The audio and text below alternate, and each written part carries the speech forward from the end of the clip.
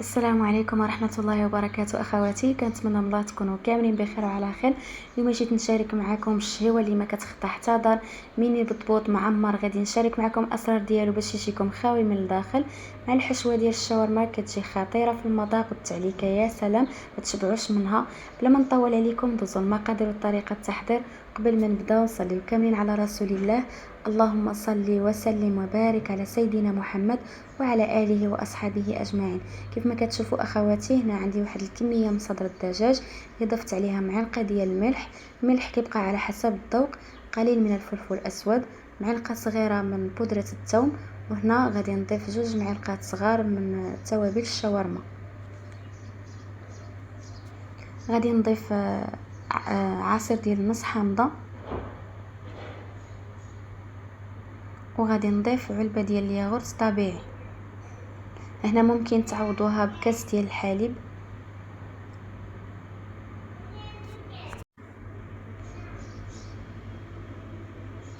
غادي نخلط كل شيء مزيان مع بعضه حتى نحس بهذاك الدجاج دخلت فيه الإقامه كامله. هنا من الاحسن تعملوا التوابل ديالكم للدجاج وتخليوه مرقد فيه واحد على الاقل واحد ساعه ونص حتى لساعتين، كيجي احسن. ندوزنا هنايا باش نصايب بطيبيطات.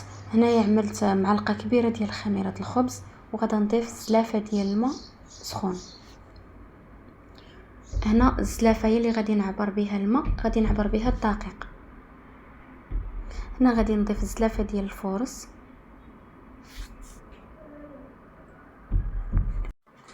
غادي نخلط مزيان حتى تذوب هذيك الخميره وتدخل في الدقيق مزيان. هنا غادي نغطيها فقط 5 دقائق ونرجع. هنا من بعد ما دازت 5 ديال الدقائق، شوفوا راه يلاه تطلق هذاك العجين، يعني ما اختمرش بزاف، بحال اللي يلاه بقات كتفاعل فيه الخميره. هنا غادي نضيف الملح، معلقه ديال زيت الزيتون، نخلط مزيان. وهنا غادي نضيف زلافه ديال الفينو، نضيفها تدريجيا.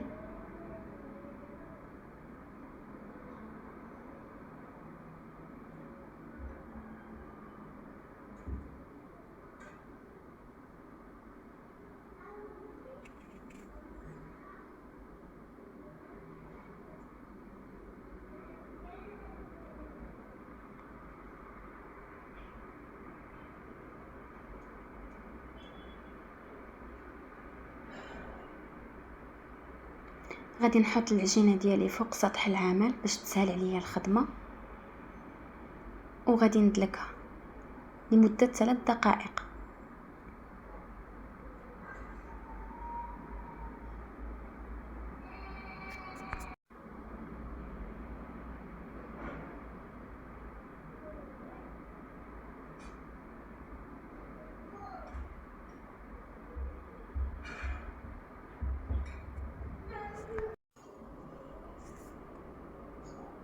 كيف ما كتشوفوا هنايا راه سرعت الفيديو شويه، ولكن كيف ما قلت لكم العجينه دلكوها 3 دقائق. هنايا دهنت الاناء ديالي بقليل من الزيت، غادي نحط فيه العجين ديالي وغادي نخليه واحد شويه غير على ما يترخى، ماشي حتى يتضاعف الحجم ديالو، على ما نوجد الحشوه. هنا في مقلاة عملت شويه ديال الزيت وضفت هذاك صدر الدجاج.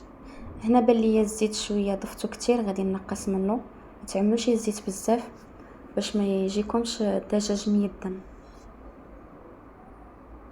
شفتوا تقريبا راه حيت شي نصف كاس ديال الزيت اللي حيته، يعني فقط عملوا نصف كاس زيت. هنا غادي نخلي الدجاج ديالي يطيب، وغادا ندوز نكمل على العجين ديالي. كيف ما شفتوا راه ما خداش وقت كتير، يعني على ما حطيت الدجاج يطيب ورجعت للعجين ديالي كنلقاه ولا لين، يعني الطرخه بحال اللي بقى كيتفاعل ولكن راه ما اختمرش.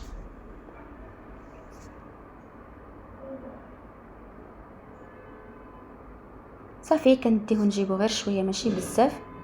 صافي وكنجمع القريصه ديالي على هذا الشكل هذا صافي، ونخليها ترتاح. نعمل عليها شويه ديال الفينو ونخليها ترتاح، نخليها تطوع شويه باش تسهل علينا في الخدمه.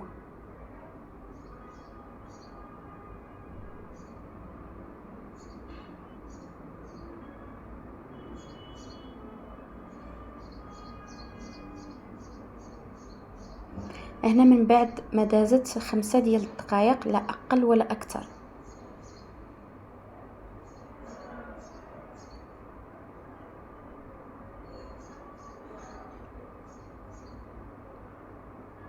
غادي نسرح العجينه ديالي.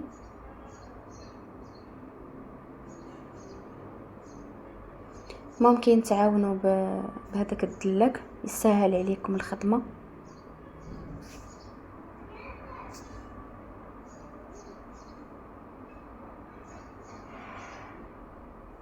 كيف ما كتشوفوا السمك ديال العجين راه ما رقيقش وما غليظش، يعني متوسط، ما يكونش رقيق بزاف وما يكونش غليظ بزاف، يعني يكون متوسط. صافي غادي نجيب اي سيركل عندنا، اي عبر بغيتو. انا فقط استعملت هذاك الغراف، صراحه كيجيني عملي وهذاك هو القياس اللي بغيت.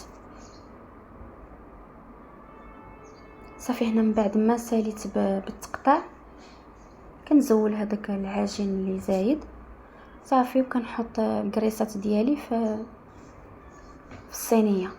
هنا راه ما استعملت لا توب لا حتى شي حاجه، فقط ستفته في الصينيه وعملت بلاستيكه من الفوق، وعملت من الفوق منها تاني داكشي اللي زايد صافي. ونخليها، يعني ما غاديش نخليه يختمر، غنخليه غير يرتاح شويه. غادي نحسب له 10 ديال الدقائق ما كاملاش، يعني اقل حاجه ما بين 8 دقائق و10 دقائق غادي نبدا نطيب فيه. هنا كما كتشوفوا صدر الدجاج خاصو يكون على هذا الشكل هذا. هنا رجعت ما بين 8 ديال الدقائق، يعني ما وصلش 10 دقائق على حسب الجو كيفاش عندكم.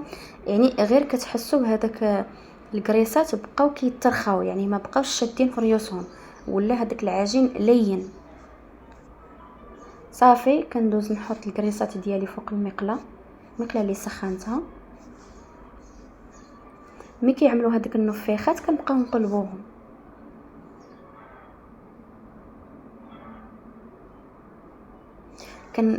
كنرجع ناكد ان ميني بطبوط ما تخليوهش يختمر، فقط تبغي هكا تفاعل فيه، يعني يبان لكم بحال يبقى كيتفاعل شويه ولا لين، ونبداو نطيبوه.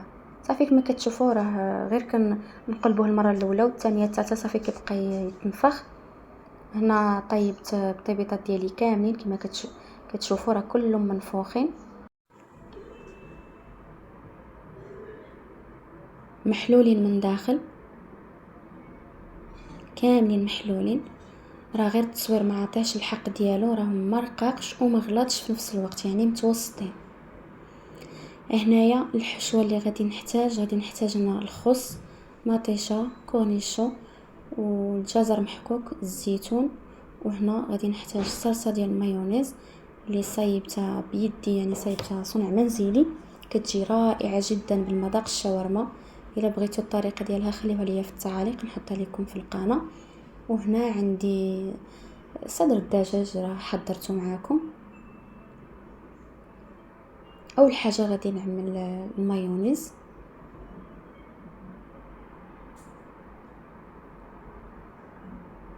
غادي نعمل صدر الدجاج،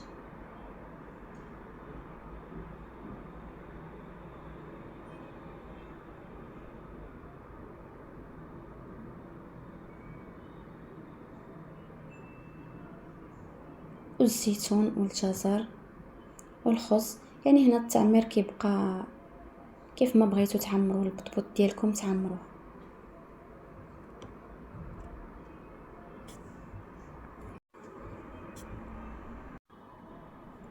هاد الحشوه راه كتجي جميله جدا ما شاء الله، يعني ما كاينش فرق بينها وبين الشاورما اللي كناكلوها برا، وكنظن كتجي احسن وعاد مصايبينها في الدار. غير جربوها راه ما غاديش تحشمكم. ان شاء الله غترجع معتمده عندكم.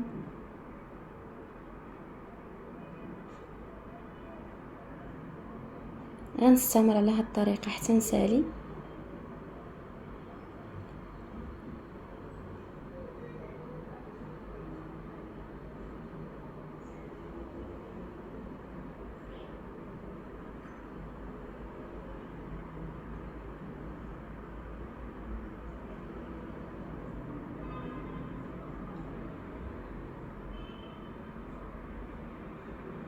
كيجي على هاد الشكل هذا، شوفوا تبارك الله ما شاء الله. من بعد ما ساليت اللهم بارك كيجي الشكل ديال ميني بطبوط راقي جدا، والحشوه اللي فيه راها جميله ما شاء الله. كان هذا هو الاقتراح ديال اليوم. كنتمنى من الاقتراح ديال اليوم يكون الاعجاب ديالكم. كنشكر كل اخت وصلت معايا حتى لهنا، كنقول لها شكرا على حسن المتابعه. وحتى لهنا كنكون وصلت الى نهايه الفيديو. ما بقى لي غير نقول لكم السلام عليكم، تهلاو في ريوسكم. الى فيديو قادم ان شاء الله، وصفات اخرى باذن الله. استودعتكم الله الذي لا تضيع ودائعه، والسلام عليكم ورحمه الله وبركاته.